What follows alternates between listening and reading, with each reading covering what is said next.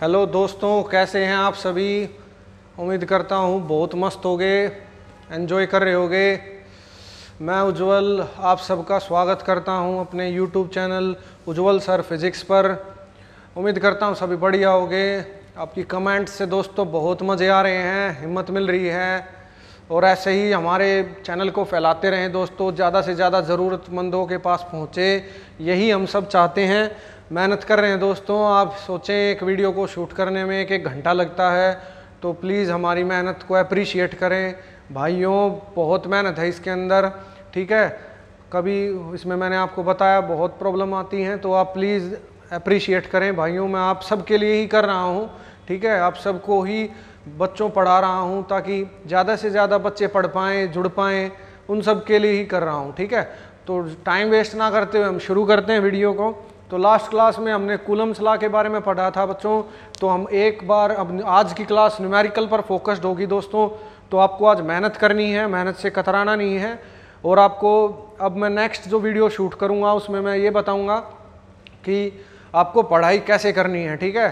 तो अभी तक तो आप पढ़ाई कर रहे हैं, लेकिन अब नेक्स्ट क्लास से मैं वीडियो बताऊँगा, क्योंकि अब टॉपिक थोड़े अपग्रेड होने शुरू हो जाएंगे जिसमें आपको एफर्ट डालने पड़ेंगे, ठीक है। तो शुरू करते हैं दोस्तों। सबसे पहले डिफाइन 1 कूलम, 1 कूलम को डिफाइन करते हैं हम। तो आप सभी लिख लें डिफाइन 1 कूलम। तो हम 1 कूलम को डिफाइन कर रहे हैं दोस्तों, तो थोड़ा सा ढंग से समझें। 1 कूलम को डिफाइन करने जा रहे हैं हम। तो चार्ल्स अगस्टिन कूलम्ब बाबा ने कहा था कि F = K Q1 Q2 bye R²। दोस्तों समझें, यहाँ पर फॉर्मूले में Q1 Q2 में लिखता हूँ तो ये मैग्नीट्यूड है प्यारे बच्चों, ना कि आप सोचें कि चार्ज की एज इट इज वैल्यू है। हम मैग्नीट्यूड पर ही बात करेंगे, उसके अलावा कोई बात नहीं करेंगे, ठीक है। तो ध्यान से देखें भाई सभी। तो देखो, सबसे पहले फोर्स का हमारा फॉर्मूला पैदा होता है F = K Q1 Q2 bye R²। हमें 1 कूलम को डिफाइन करना है, तो यानी दोनों बराबर होंगे तभी तो एक बनेगा। दोनों 1-1 कूलम के होंगे तभी तो एक बनेगा ना। तो Q1 Q2 को हमने Q मान लिया दोस्तों, दोनों बराबर हो गए, तो Q1 Q2 को Q मान लिया। अब पुट करते हैं।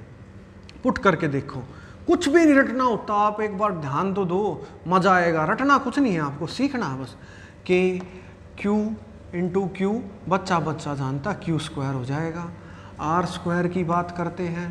अब यार R, अब आपको ना वैल्यू यहाँ पर Q की 1 बनानी है, Q की वैल्यू 1 बनानी है।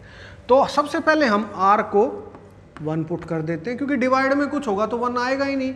तो हमने R को 1 पुट कर दिया। 1 सबसे आसान 1 है, उसके अलावा कुछ और भी पुट करने पर आ जाता रिजल्ट, लेकिन सबसे आसान 1 था तो हमने 1 पुट कर दिया।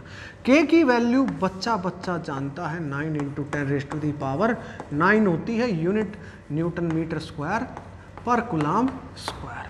पुट करके देखो दोस्तों, पुट करके देखो। K की वैल्यू 9 × 10⁹ Q², R की वैल्यू कितनी 1 पुट कर दी। अब फोर्स की वैल्यू क्या रखूं कि Q1 हो जाए। Q1 तब होगा जब ये कटेगा, ये वाली वैल्यू कटकर 1 हो जाए। तो यार फोर्स की क्या वैल्यू रखूं दोस्तों कि ये वैल्यू हमारी 1 आ जाए, यानी ये इससे कैंसिल हो जाए, डिवाइड हो जाए। तो अब हम कहेंगे कि फोर्स की वैल्यू, आप बताओगे कि सर फोर्स की वैल्यू 9 × 10⁹ न्यूटन ले लो, ठीक है, और सब कट जाएगा। तो अब मैं कहूँगा बिल्कुल ठीक यार, मज़ा आ गया, इतनी बढ़िया बात बताई तुमने। तो मैं यहाँ लिखता हूँ यार 9 × 10⁹ और यहाँ पर K की वैल्यू है दोस्तों 9 × 10⁻, देखो ये 9 × 10⁹ और Q² और 1, ये इससे खचैक हो गया।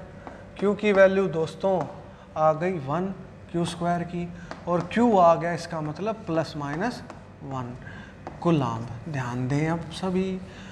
अब ध्यान देने वाली बात क्या है कि 1 कूलम क्या है। अब आप समझना इस चीज़ को, कुछ नहीं रटा आपने, जो था पुट करते चले गए। ज़रा ध्यान दो, जब 2 चार्ज हों एक जैसी शक्ल के, 1 मीटर दूर रहते हों, ये वैल्यू यूज़ करिए तो वैक्यूम में होंगे, वो वैक्यूम में हों, एक दूसरे के ऊपर इतनी फोर्स लगाते हों, तो हम उनको कहेंगे 1 कूलम्ब ईच। ध्यान दें, अब इंग्लिश में सीखें।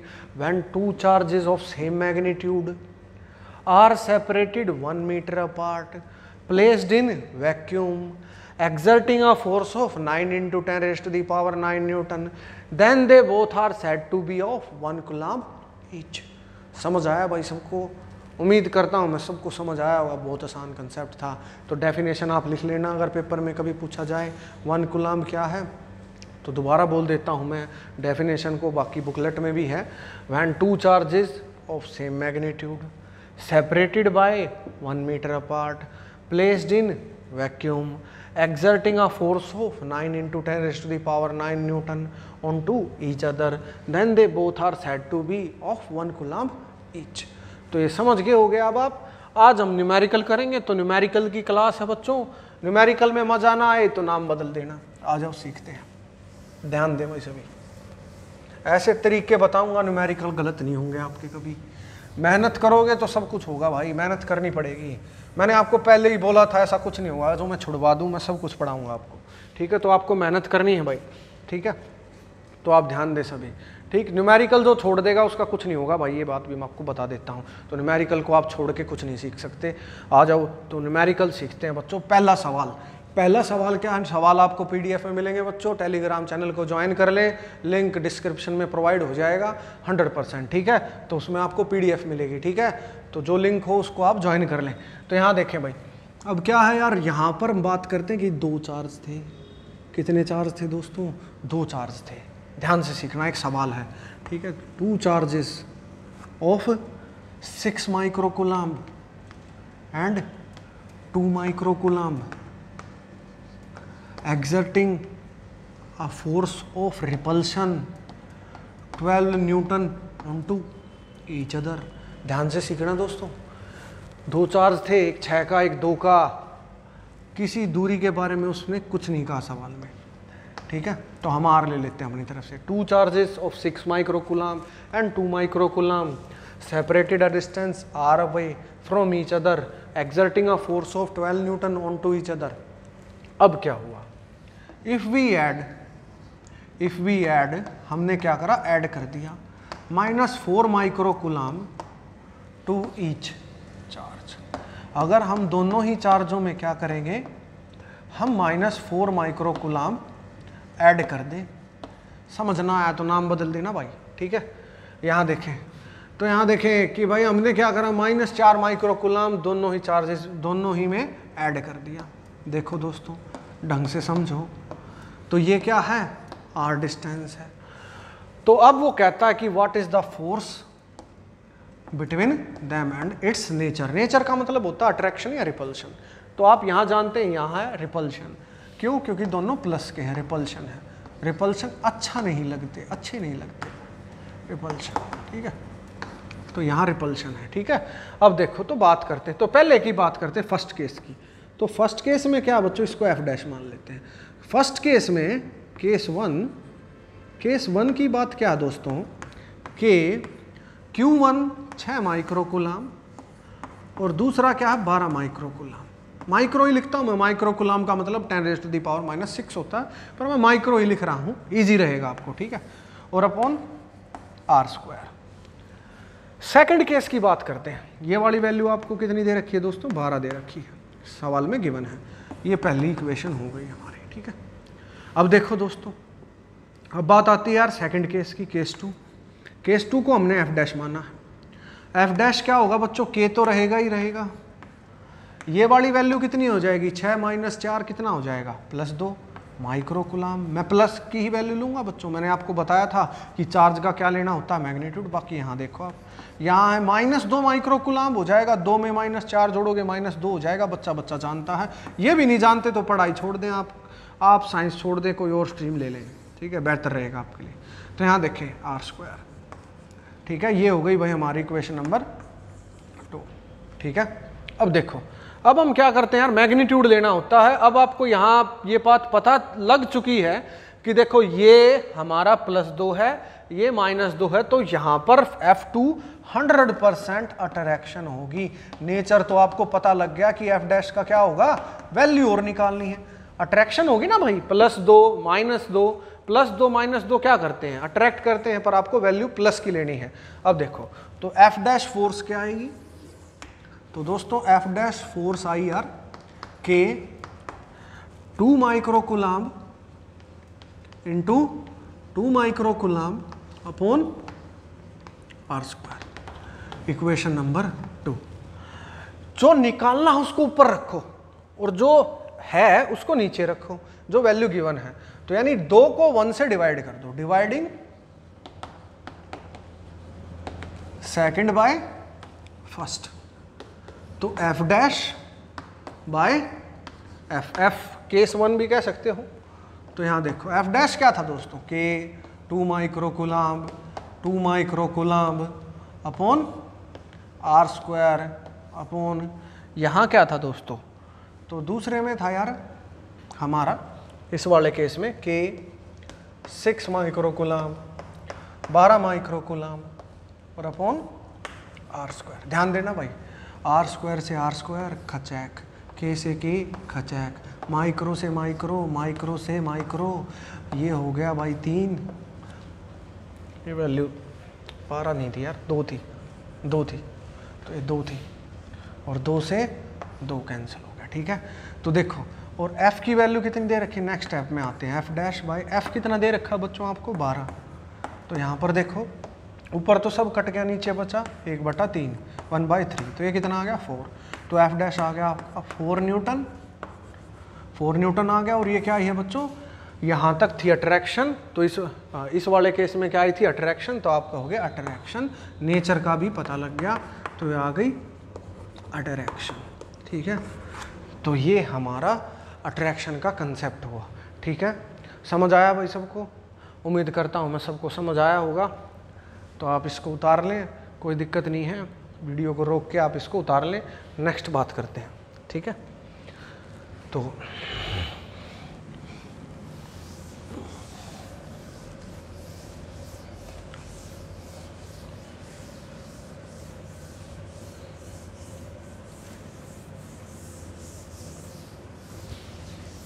देखो अब हमें नेक्स्ट कूलम्स लॉ के न्यूमेरिकल समझने के लिए दोस्तों parallelogram law of vector addition को समझना होगा। 11वीं क्लास में कुछ बच्चे समझते हैं, कुछ बच्चे नहीं समझते, तो कुछ बच्चों को आता होगा, कुछ बच्चों को नहीं आता होगा। तो देखो यार, हम अब parallelogram law of vector addition को देखते हैं। Parallelogram law of vector addition क्या है, देखो फोर्स है यार वेक्टर क्वांटिटी। अब 2-3 फोर्स अगर इकट्ठी होकर कहीं पर लगेंगी तो उस केस में क्या होगा दोस्तों, हमें थोड़ा सा parallelogram law of vector addition और या फिर triangle law of vector addition को समझना पड़ेगा। तो मैं थोड़ा सा आपको समझाऊंगा, ज़्यादा समय आपका ख़राब नहीं करूंगा। हर बच्चा नहीं जानता तो इसलिए मैं उसको बता रहा हूँ, तो आप थोड़ा सा ध्यान दें। 11वीं में आपने पढ़ाई ज़्यादा नहीं करी तो कोई खास इफेक्ट नहीं होगा, आप इजीली 12th को कर पाएंगे, कोई दिक्कत नहीं है। ठीक है, तो दोस्तों देखें, सबसे पहली बात क्या, रिमझिम बरसात हो रही है, रिमझिम बरसात हो रही है। आजकल बरसात भी कुछ ज़्यादा ही हो रही है। ठीक है, तो रिमझिम बरसात हो रही है और हवा चलने लग जाए, तो यार बरसात ज़मीन पर जब आएगी तो उसके पास वेलोसिटी होगी या नहीं होगी, स्पीड होगी या नहीं होगी, वेलोसिटी ऑफ रेन। और अगर हवा चलने लग जाए इस डायरेक्शन में, तो आपको पता है कि ये है विंड, वेलोसिटी ऑफ विंड। तो यार अगर आप ध्यान देंगे ना, तो चाहे आपके पास कॉमर्स हो, समझ जरूर आ जाएगा, गारंटी इस बात की, पढ़ाना छोड़ देंगे वरना। तो ये वेलोसिटी रेन और वो वेलोसिटी विंड की बच्चा जानता है यार। एक छोटे से बच्चे से पूछ लो, जिस दिन हवा चल रही हो उस दिन बरसात टेढ़ी होती है, तिरछी होती है या नहीं होती? बिल्कुल होती है। आप जानते हैं कि जिस दिन हवा चल रही हो उस दिन हवा की वजह से बरसात टेढ़ी हो जाती है। टेढ़ी हो जाती है मतलब इस तरीके से तिरछी हो जाती है। सोचो जिस दिन हवा चल रही है तो क्या आप छतरी ऐसे लेके खड़े हो गए यार? आपको छतरी उसकी तरफ करनी पड़ेगी, इस तरफ से आ रही होगी। ठीक है, तो छतरी इस तरफ करनी पड़ेगी। ठीक है, तो ध्यान दें आप सभी। तो आप देखेंगे कि वेलोसिटी जो है, बरसात जो है तिरछी हो जाएगी। तो ये क्या है यार, वेलोसिटी किसकी? हमारी रिजल्ट तो ये मिलेगा ना। आपको पता है ये बातें कि विंड चली थी, बरसात तो नीचे ही गिरती होगी, विंड की वजह से वो टेढ़ी हो गई। तो ये क्या है बच्चों? रिजल्ट है।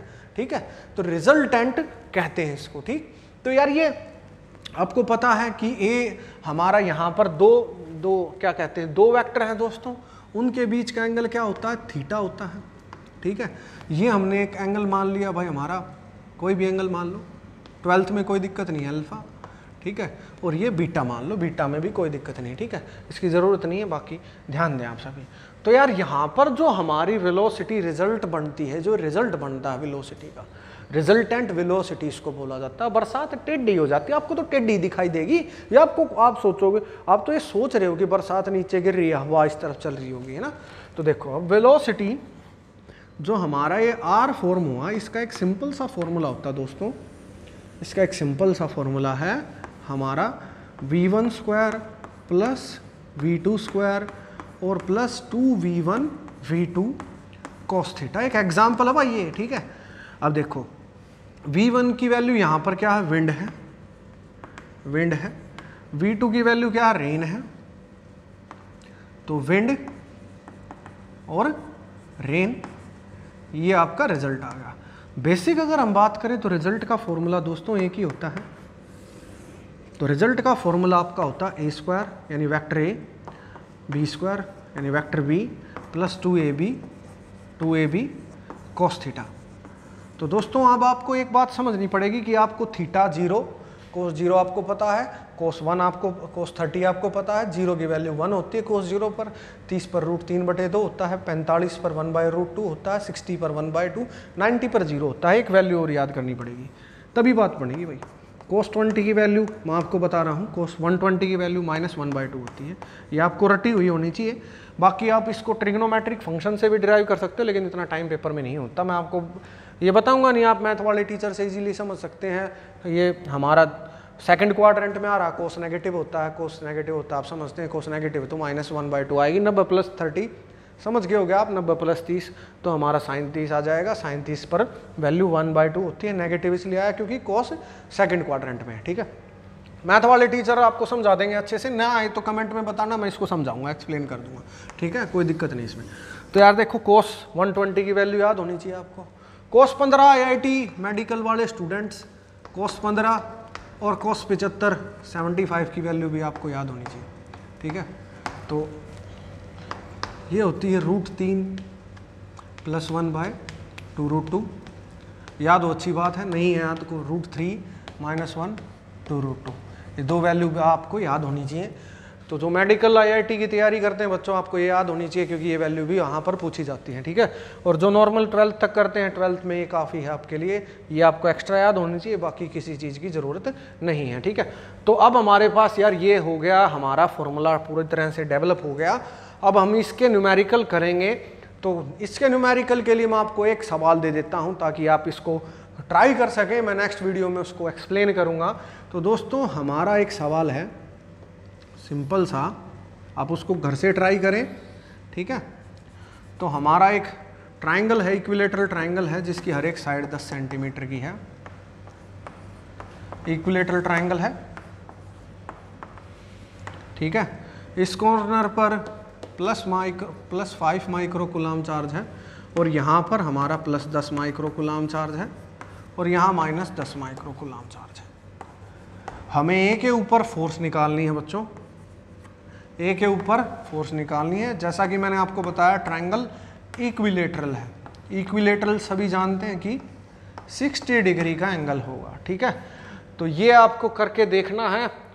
नेक्स्ट क्लास में मैं इसको अच्छे से एक्सप्लेन करूंगा, जिन बच्चों की समझ आ जाए बहुत अच्छी बात है, और जो ना कर पाए नेक्स्ट वीडियो में आप इसको समझें और एंजॉय करें लेक्चर्स को, क्लास को, मेहनत करें दोस्तों, हमारे काम को सपोर्ट करें, लाइक करना ना भूलें यार, शेयर करें अपने दोस्तों को, भाई बहनों को, छोटे बड़ों को, सबको।